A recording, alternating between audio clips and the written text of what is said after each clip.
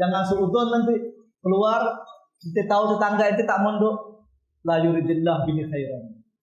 Ya, Allah tak pingin kebaikan nanti, ana pingin. Bukan gitu. Ya, bukan gitu. Maksudnya hadis tersebut engkau bersyukur tapi jangan meremehkan orang lain. Berarti Ustaz kalau ada orang dia bapaknya mama meninggal, ya, dia tak bisa mondok, akhirnya dia kerja. Kerjanya dia itu berarti tak baik lah Ustaz, karena dia tak belajar. Enggak. Maksud hadis ini kata Al-Imam Al-Baijuri dalam kitab Hasyiatul Baijuri, artinya khairan, yakni khairan kabilan. Orang yang Allah ingin berikan kebaikan yang sempurna. Itu maknanya. Yang di luar yang tak belajar, dia kerja cari nafkah masih muda. Itu bukan tak baik, tak, cuman kebaikan yang ada pada dia tidak sempurna. Kalau ada orang belajar betul-betul dia, maka Allah itu sebetulnya ingin memberikan kebaikan yang sempurna sama dia. Tapi jangan pula kau memang baik kerja cari nafkah, tapi biasa. Aku ni baik sempurna. Salah tak tu? Tak? Ngerti ya? Makanya kata Al-Imam, kata Sayyidul Walid, saya punya guru Al-Habib Salim bin Abdullah bin Umar Syakri, kata beliau kalau ada orang dia keluar dari, misalnya ada dua saudara, satu keluar ke hutan misalnya, atau ke gunung beribadah, sholat, pagi puasa, malam sholat sampai subuh. Sama ada saudaranya masuk pondok belajar ilmu agama. Maka kata beliau yang belajar ini lebih baik daripada orang yang masuk gunung, masuk hutan, beribadah pagi puasa, malam dia beribadah sampai subuh. Maka yang afdal ni yang mana? Yang afdal ni yang belajar. Kenapa yang afdal yang belajar? Karena kata beliau, li'anna naf'a al-muta'addi khairun minan naf'a ghairu muta'addi. Manfaat yang dirasakan oleh orang itu sendiri, kemudian dirasakan juga oleh orang lain, maka itu lebih baik dari manfaat yang dirasakan oleh orang itu sendiri. Karena gini, orang kalau dia beribadah, ya keluar dari rumahnya, masuk gunung, dia beribadah di sana. Ketika beribadah, itu pahala yang dia lakukan, manfaat yang dia dapatkan itu untuk siapa? Untuk dia. Kalau dia meninggal, selesai tidak pahala ibadahnya? Selesai. Beda kalau orang belajar. Ketika dia belajar, dia amalkan ilmunya, manfaat untuk diri sendiri. Setelah itu dia ajarkan sama orang. Maka manfaatnya dua, untuk dia sendiri dan untuk orang lain. Kemudian orang lain kalau mengajarkan ke orang lain, kalau misalnya ada ustaz, ada guru, antum misalnya yang sudah kibar, yang sudah salih ali, yang sudah sani ali, ketika sudah belajar sama ustaz misalnya, kemudian diajarkan sama orang lain ngajar ke orang lain ngajar ke, maka setiap orang yang mengamalkan ilmu dari ajaran itu yang pertama mendapatkan pahalanya. Tentu orang yang pertama itu mendapatkan pahala. Makanya kata ulama, orang yang paling banyak pahalanya itu Rasulullah. Ya, orang yang paling banyak pahalanya itu Rasulullah. Karena apa? Tidak seorang pun orang muslim sholat, orang muslim puasa, kecuali pasti pahalanya kembali sama Nabi. Karena apa? Nabi yang pertama kali ngajarkan. Nabi ngajarkan kepada sahabat ngajarkan kepada tabi'in. Setiap orang yang mengamalkan, maka yang pertama yang mengajarkan, dia mendapatkan pahala. Ngerti ya? Maka kemuliaan yang besar. Allah pilih kita termasuk daripada orang-orang yang menuntut ilmu. Syukuri. Disyukuri. Cara mensyukuri itu macam mana? Allah pilih kita orang kelompok. Nanti yang ngomong-ngomong tuh ya, yang di dekat tangga sana. Nanti aku suruh ngomong sini. Gantian, aku duduk, kau yang ngajar nanti ya. Ada sini itu, ada sini semuanya.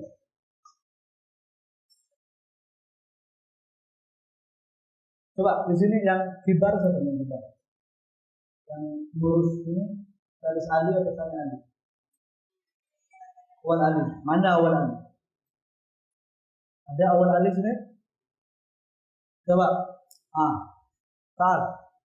Siapa ente sendiri ya? Anta wahid atas. Mana lagi? Banyak. Nah, coba antum berdiri di pojok-pojok tuh. Pojok-pojok itu. Nah, nanti kalau ada yang ngomong, ya nanti bawa ke sini. Anak pengen lihat orang bisa diajarkan ilmu ngomong. Kita ngomong, dia ngomong enggak. Lantas enggak? Lantas. Enggak, Bang? Anak minta tolong sama antum-antum. Coba berdiri di pojok-pojok. Nah, lihat yang ngomong-ngomong. Masa kemarin kita ngajar di situ, dari malam-malam ngajar di situ. Suara banding kedengaran umum. Aduh enggak? Nah, kalau aku mau berdiri, kalau aku mau duduk, nanti yang ngomong tuh yang pojok-pojok tuh. Nanti tunjuk ya bawa di sini. Nanti aku suruh ngajar dia gantian, kita duduk di bawah biar dia ngajar. Atau kita berdirikan dia.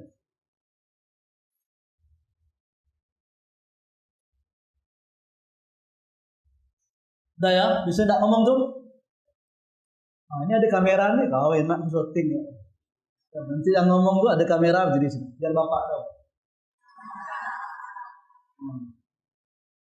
Kalau kena yang bapaknya masya Allah, kalau anak punya mantu aku sebagai bapak.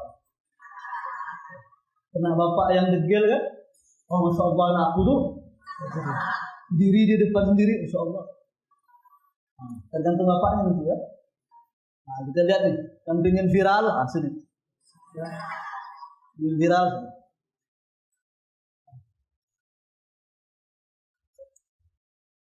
Hilang kan? Ngomong apa gitu? Kalau capek duduk ya tak apa-apa. Intip ya. Jadi di TV. Ya. Awal alih. Nah, diam kan? Viral tak apa. Jangan minta potongan videonya. Yang berdiri nanti potong videonya, sebarkan. Kita viralkan. Jadi artis. Jadi Ustaz ngomong, dia ngomong. Kita lanjutkan lagi. Maka kita balik ke babnya bahwa dalam kitab Bidayatul Hidayah yang dikatakan oleh ulama man yuridil bidayah fa alaihi bil bidayatil hidayah. Orang yang ingin sampai kepada Allah dari permulaan dari bawah, maka bacalah kitab yang namanya Bidayatul Hidayah. Bidayatul Hidayah. Dan ini anak pernah dengar sendiri dari guru-guru kita, keutamaan pengarangnya yaitu Imam Al-Ghazali rahimahullah taala. Beliau itu ada seorang wali min auliyaillah, orang saleh. Beliau bermimpi bahwa yang namanya An-Nabi sallallahu alaihi wasallam bersama para anbiya, bersama para nabi, ada Nabi Allah Ibrahim, ada Nabi Allah Isa. Nabi duduk di tengah-tengah mereka, kemudian dihadiri beberapa manusia. Maka Nabi Allah Musa alaihi salatu wassalam mengatakan kepada Rasulullah, ya Rasulullah, anta taqulu fi haditsik. Kau pernah mengatakan dalam ucapan hadismu, ulama ummati ka anbiya Bani Israil. Ulama umatmu itu sama dengan nabi-nabi Bani Israil. Berarti kau punya ulama itu diumpamakan sama dengan para nabi-nabi Bani Israil. Aina haula? Mana di antara mereka itu mana? Mana yang dianggap engkau sebagai ulama engkau itu seperti nabi-nabi itu yang mana? Maka Nabi menunjuk, qul ya Muhammad. Maka ditunjuk salah satu hadirin itu. Maka yang ditunjuk oleh Rasulullah adalah Imam Al-Ghazali Muhammad. Qul ya Muhammad. Maka berdiri yang namanya Imam Al-Ghazali rahimahullah taala. Kemudian Nabi Allah Musa alaihi salatu wassalam mengatakan, masmu. Apa kata Imam Ghazali? Muhammad bin Muhammad Al-Ghazali.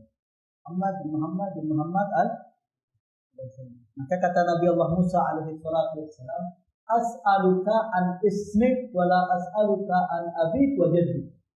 Kata Nabi Allah Musa, aku nanya nama engkau, nama kau. Aku tak nanya nama bapak kau dan ibu kau. Baiklah. Apa kata Nabi Allah Musa? Apa kata Imam Al-Ghazali rahimahullah taala? Imam Ghazali, ya Nabi Allah, lamma qala Allah fil Quran, yaqulu Allah laka wa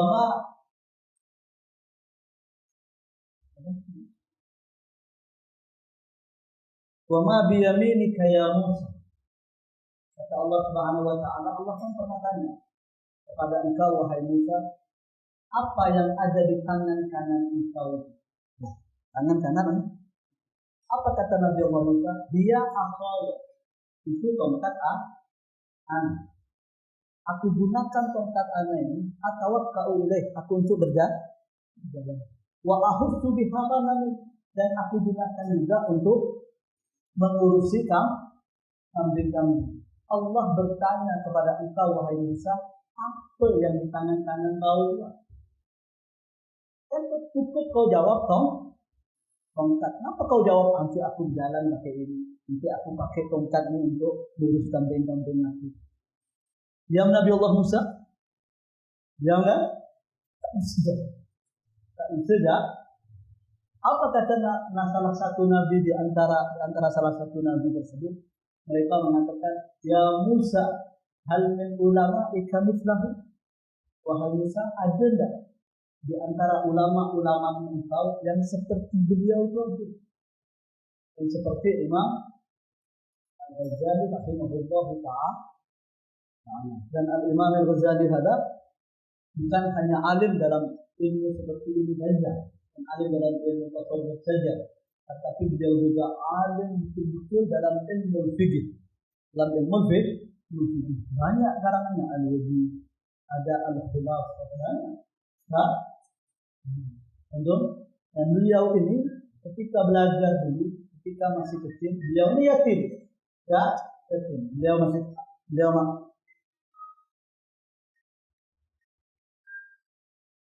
ada anak yatim, punya saudara namanya Ahmad. Ketika abahnya meninggal, sebelum meninggal abahnya wasiat, bilang sama saudaranya, berarti paman Imam Ghazali, nanti kalau aku meninggal, kau urus dua anakku ini, ya, Ahmad sama Muhammad, kau urus baik-baik.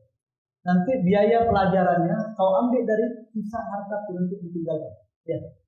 Maka setelah meninggal abahnya, maka peninggalan harta dari bapaknya itulah digunakan untuk biaya Al-Imam Muhammad Al-Ghazali, Imam Ghazali, dan saudaranya belajar.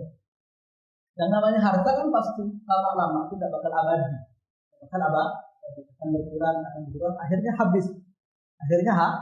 Biaya belajar itu tidak ada lagi. Akhirnya bagaimana?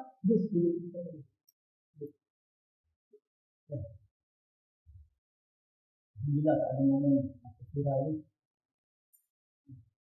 Ada grup pondok ada yang tidak viral pondok. Habis itu paman nih mikir nih, ini masih kecil anak nih, ya otomatis butuh belajar ilmu agama. Akhirnya bagaimana? Di Baghdad, di Irak itu ada sekolah namanya Al-Madrasah An-Nizamiyah. Madrasah An-Nizamiyah ini madrasah pertama kali dalam Islam. Kalau ditanya madrasah di mana madrasah pertama kali dalam Islam? Atau madrasah di Baghdad, Irak. Namanya Al-Madrasah An-Nizamiyah, disebutkan oleh Al-Imam Suyuti rahimahullah ta'ala dalam kitab Kanzul Madfun. Dalam kitab Kanzul Madfun, dia menyebutkan madrasah sekolah pertama kali itu adanya di Baghdad. Di situlah Al-Imam Ahmad wa Muhammad belajar ilmu agama. Kenapa pamannya ingin masukkan dua orang ke situ? Karena sebab sekolah di situ itu gratis. Ya, makan gratis dan belajar gratis. Berarti kalau kita lihat Imam Ghazali dulu mondok niatnya berapa? Biar makan gratis, biar minum gratis, belajar gratis. Berarti tujuannya untuk makan untuk cari dunia. Akan tetapi setelah beliau selesai kemudian jadi ulama, maka di antara ucapan beliau itu talabtul ilma li ghairillah fa aba an yakuna ilmu illa lillah. Di antara ucapan Al-Imam Al-Ghazali, kata beliau qala betul ilma li ghairillah. Dulu ana cari ilmu itu bukan untuk Allah. Untuk apa? Untuk bukan untuk Allah. Supaya untuk bisa nyambung di itu. Pamannya karena pamannya miskin ya. Pamannya talatul ilma li ghairillah. Ana cari ilmu bukan untuk Allah. Akan tetapi fa'aba an yakuna ilmu illa lillah. Akan tetapi ilmu itulah yang mengajarkan kepada aku sehingga aku belajar, aku mengajar, aku mengarang kitab tersebut tujuannya untuk Allah.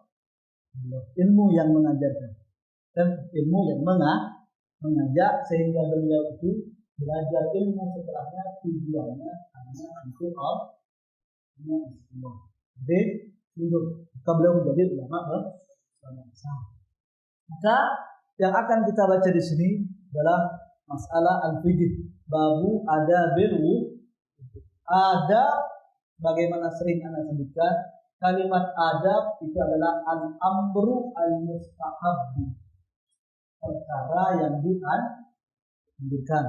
Maka yang namanya perkara yang dianjurkan masuk wajib di situ, masuk sunnah. Berarti kalau ada adab dukhulul hammam, adab ketika qada'il hajat, berarti perintah yang ada di situ, perkara yang dianjurkan kadang-kadang wajib, kadang-kadang sunnah. Itu kalimat adab. Berarti adab itu bukan khusus sunnah, bisa masuk juga perkara yang wajib. Tentu. Maka di sini babu adabil wudu. Yang namanya al-wudu itu bukan termasuk khususiyah hadhil ummah. Jadi wudu itu bukan khusus untuk umatnya Rasulullah saja. Tapi umat-umat terdahulu mereka juga wudu. Dari mana kita tahu? Dari ucapan Nabi Sallallahu Alaihi Wasallam, beliau pernah selesai melakukan wudu, maka beliau mengatakan kepada para sahabatnya, "Ada wudu'i wa wudu'ul anbiya min qabli." Ini wudunya anak dan wudunya para nabi-nabi sebelum berarti wudu itu apakah khusus hadir umat? Tidak. Akan tapi umat-umat terdahulu juga melakukan yang namanya wudu. Adapun keutamaan orang itu melakukan wudu telah disebutkan dalam kitab Fathul Ummah Muhammadiyah, atau bisa baca ada bab khusus fadlul wudu, keutamaan wudu. Maka di antara keutamaan wudu itu setiap orang ketika dia berwudu, kata Rasulullah, misalnya dia membasuh wajahnya, maka jatuhnya air dari wajahnya itu berbarengan dengan jatuhnya dosa yang telah dilakukan oleh anggota wajah. Tentu, maka dalam berjalan ketika berjalan misalnya maksiat, tentu. Maka ketika jatuh air wudu, maka berguguranlah dosa yang dilakukan oleh anggota yang ada pada wajah. Berarti kalau ketika dia basuh tangan, maka ketika jatuh air dari tangan, maka berguguranlah dosa-dosa yang dilakukan oleh tangan, dan seterusnya. Tapi ingat, dosa yang berguguran ini khusus dosa kecil. Karena kalau dosa besar tidak bisa berguguran, tidak bisa dimaafkan kecuali dengan satu. Apa itu? Taubat. Kecuali dengan taubat. Setiap hadis Nabi, kalau kita melakukan amal ibadahnya akan diampuni dosa-dosanya yang telah lalu atau yang akan datang, itu khusus dosa kecil. Kalau dosa besar tidak bisa diampuni kecuali dengan cara Jadi, maka kita akan baca ini apa adab-adab seseorang ketika melakukan yang namanya wudu. Maka babu adabil wudu, fa idza faraghta minal istinja'i. Kalau udah selesai daripada istinja. Apa istinja kemarin? Ya. Ada istinja'u, ada istijmaru. Ada istinja'u, ada kita kalau kebo selesai buang air besar atau selesai buang air kecil, kan kita bersihkan. Itu bahasa Arabnya apa? Istinja. Kadang pakai air, kadang pakai batu atau yang bukan harus batu lah, sesuatu yang kasar lain pun boleh. Tisu yang kasar pun boleh. Pengganti daripada air. Kalau istinja, penggunaan istinja itu umum. Kita bersuci dengan air atau batu itu bahasa Arabnya istinja. Istinja. Tapi kalau istijmar itu khusus orang yang bersuci dengan batu. Berarti istinja itu lebih umum. Kalau istinja boleh ya pakai batu atau boleh pakai air. Mantra disebutkan kemarin, yang paling afdol, yang paling baik seseorang itu ketika bersuci pakai apa dulu? Pakai batu dulu, baru air. Supaya apa? Supaya dua-duanya ada manfaatnya. Karena kalau batu kan bisa membersihkan kotoran yang kasar. Ya, yang kasar itu bisa pakai batu. Adapun yang kecil-kecil itu kadang nggak sampai batu, maka bisa dihilangkan dengan air. Makanya yang paling afdal kalau mau istinja ambil batu, ambil air. Ya, itu derajat yang pertama. Derajat yang kedua, yang afdal istinja dengan air, pakai air, itu bagus. Karena kenapa cukup pakai air? Karena sebab air bisa menghilangkan dua-dua, bisa menghilangkan bendanya, bisa menghilangkan sisanya. Kemudian yang terakhir, kalau misalnya ada batu, ada air, apakah wajib kita pakai air? Padahal kita ingin pakai batu, boleh pakai batu, tapi dengan syarat sudah Anda sebutkan dulu, tinggal bacalah, lagi. Maka di sini faedah faragta, kalau sudah selesai dari apa? Minal istinja, daripada bersuci, maka fala tatruk as-siwak. Maka jangan sampai ditinggalkan yang namanya as-siwak. Ngapa? Fa innahu, karena yang namanya siwak itu mabharatan, alat yang digunakan untuk mensucikan, membersihkan lil fam, untuk mulut. Yang kedua, wa mardatan lirrabb, dan untuk mendapatkan ridha dari Allah, wa mashatatan lisyaitan, dan untuk membuat sakit hati syaitan. Sakit hati syaitan. Cuma kadang kita ini tak istiqomah. Sahih? Aneh tadi sih.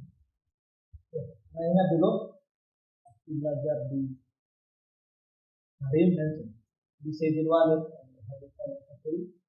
beliau itu kalau mengajar kitab pasti. Kalau misalnya bab witir, sholat witir, misalnya ada orang baca kitab bab sholat witir, pasti ditanya. Tanya semua, witir, sholat witir, belajar dah, tanya semua. Kalau tidak diamalkan, pasti dimarah. Itu kalau saya di luar. Kalau ulama dulu enggak. Ya. Kalau ulama dulu, kalau beliau ngajar bagus siwak, tanya, ada siwak tak? Jadi diamalkan enggak bagus siwak? Enggak diamalkan. Mulai hari ini kalau tak diamalkan, anak tak ngajar lagi. Itu ulama dulu. Kalau kita kayak gitu, misalnya bagus siwak, kalau tak ada kemarin bagus siwak misalnya, minggu ini kita pakai siwak enggak, kalau begitu tak lanjutkan pelajaran. Itu kan hari ini libur. Kalau murid dulu kan enggak, libur. Dia tidak dapat ilmu dari guru. Itu. Tapi sekarang alhamdulillah. Minggu depan mau siwak? Jangan bawa. Jangan bang. Kalau ustaz dulu, kalau dia marah sama murid ini misalnya, udah gini ya, tahu keluar tuh aku keluar, gitu. Kalau murid dulu bilang apa?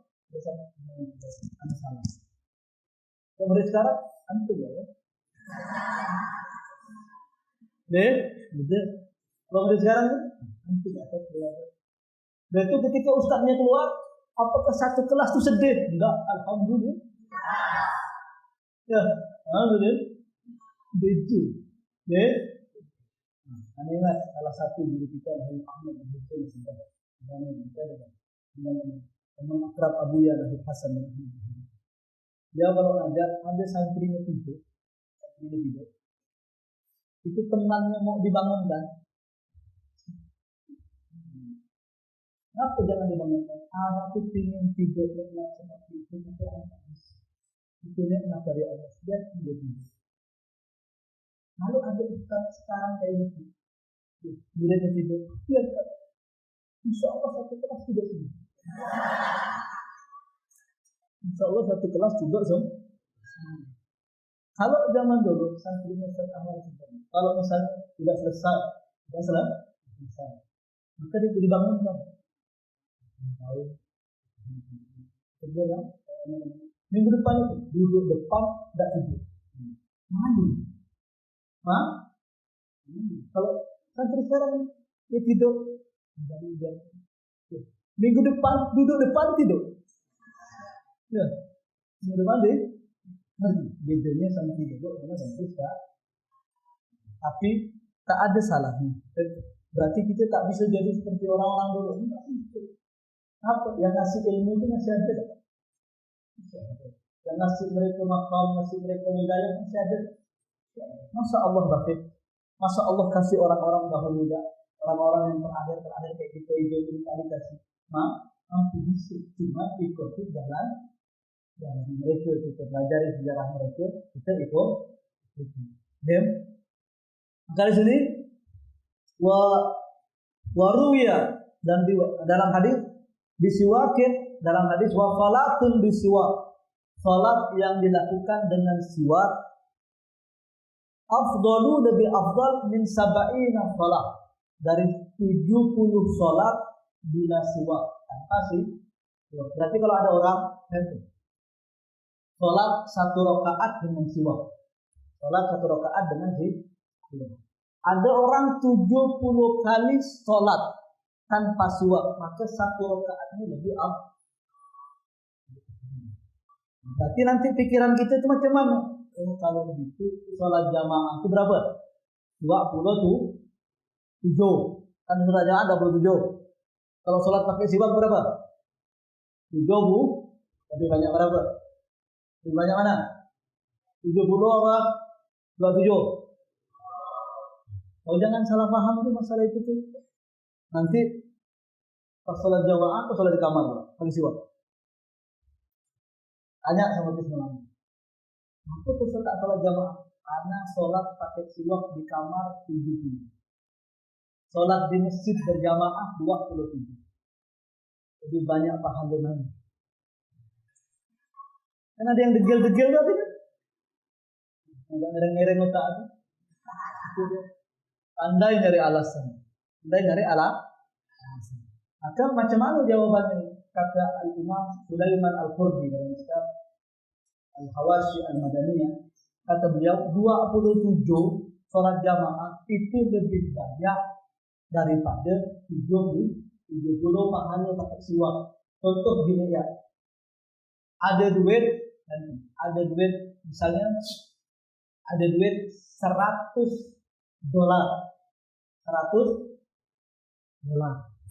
dengan duit $500.000. $100 sama 500.000. Di 500.000 banyak enggak? Banyak. Ada duit $100. Lebih banyak mana? 500.000 apa 100? Lebih banyak 500.000. Tapi kalau dihitung betul-betul lebih banyak yang $100. Kenapa? Karena $100 kalau dijadikan rupiah, kalau dia rupiahnya 14.000 berarti 1.500.000. Sedangkan ini cuma 500.000. Kayak gitu hitungannya. Kira-kira kayak gitu. Ngerti? 27 sholat berjamaah itu tetap lebih afdal daripada dengan sholat pakai siwak yang 70.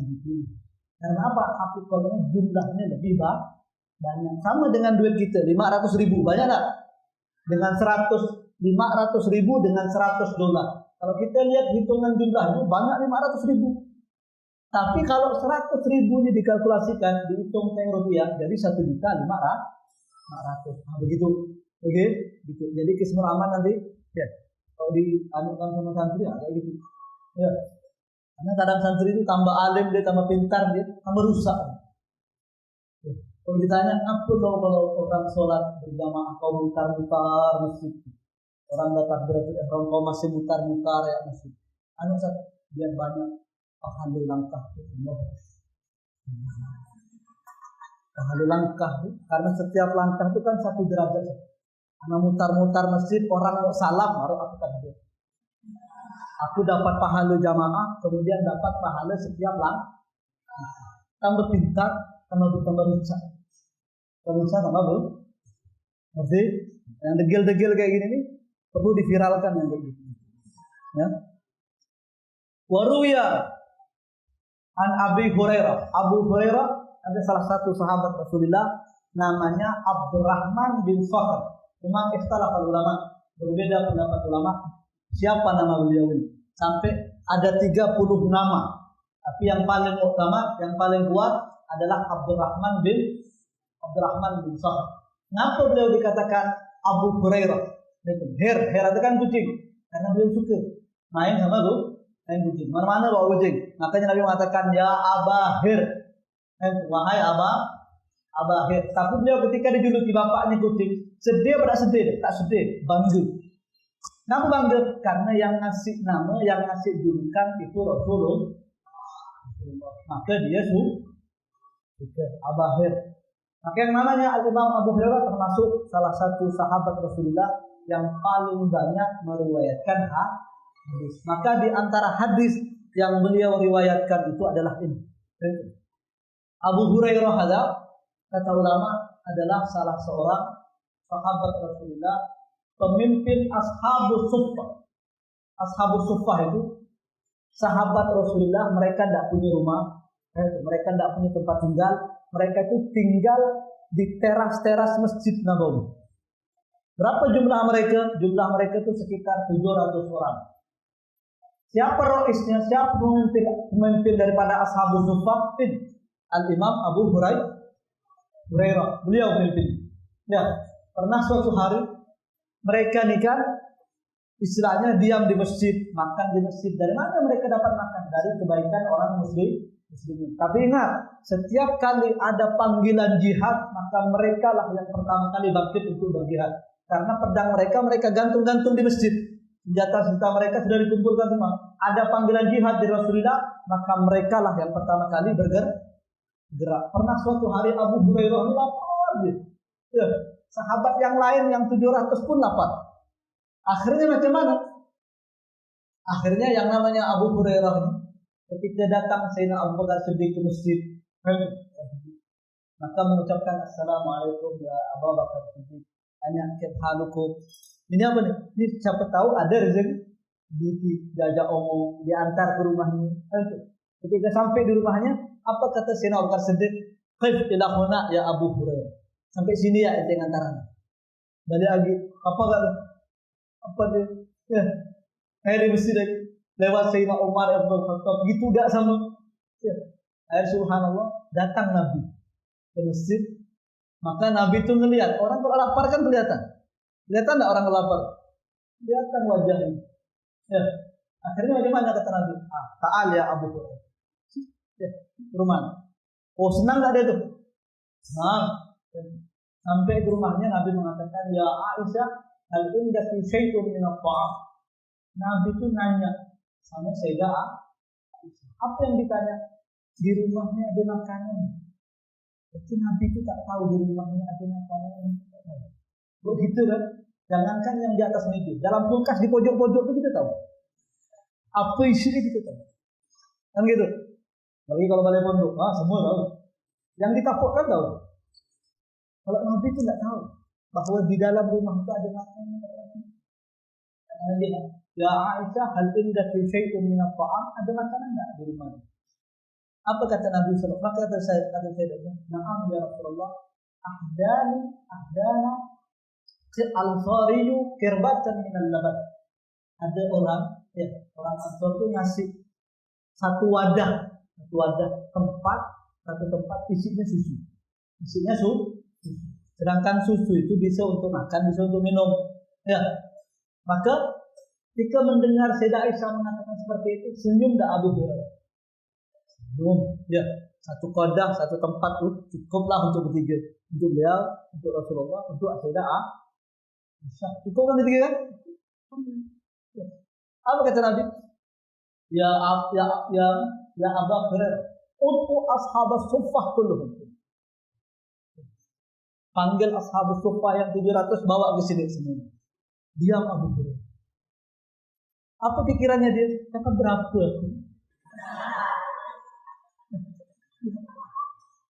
Dapat berapa? 700. Berat. Akhirnya dia, ya Abu Hurairah, panggil mereka. Akhirnya macam mana? Dipanggil apa tak mau? Ya, dipanggil dengan berat tadi. Panggil ashabus suffah kemudian Nabi itu meletakkan jarinya ke susu. Ya, letakkan jarinya. Kemudian diambil oleh Abu Hurairah, dituangkan. Karena Nabi udah masuk. Maka 700 orang itu semuanya minum susu semua. Dan semuanya kenyang. Dan air susu yang ada itu tak berkurang sama sekali. Tak berkurang sama sekali. Ini kalau bagian dapur bisa kayak gini, ini hebat. Ya. Nasi satu termos tuh masukkan. Untuk ashabus suffah, orang dapur, orang dapur. Dapur itu kalau bisa satu termos masuk. Itu baru makan satu pondok. Kan tak susah Abu Hasan. Ya. Mana ada penampungan air hujan, masukkan mana. Di sini ini. Coba deh ya, satu termos.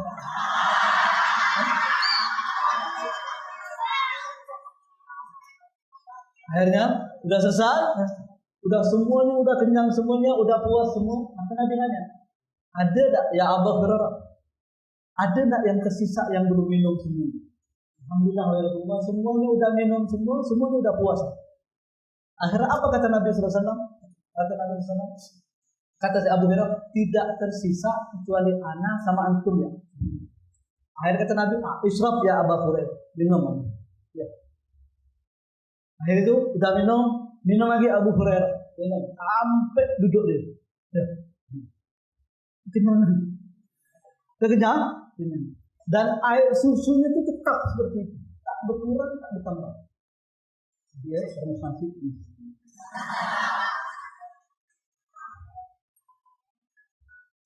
Akhirnya kasih lagi, israf ini lagi kata Nabi. Ini lagi. Sampai Abu Hurairah itu kekenyangan tak bisa bergerak. Tak bisa bergerak. Akhirnya Nabi lanjutkan, israf ya Abu Hurairah. Minum lagi.